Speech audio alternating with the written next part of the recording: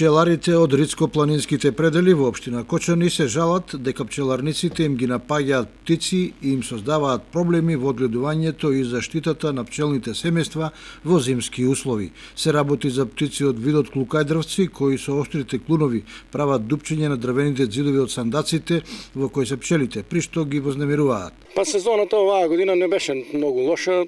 прилично беше добра, само оваа есен и оваа зима ни се појавува еден проблем со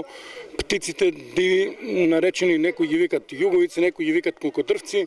и ни кцат по сандаците, ги вознемируваат и имаме,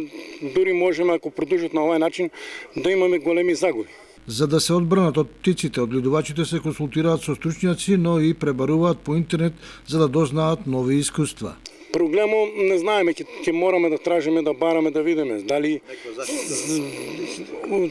од тие птици, дали по интернет отвараме дека треба да правиме, има на интернет излава слики со овие што се орлите или соколите, за да ставиме кај пчелите,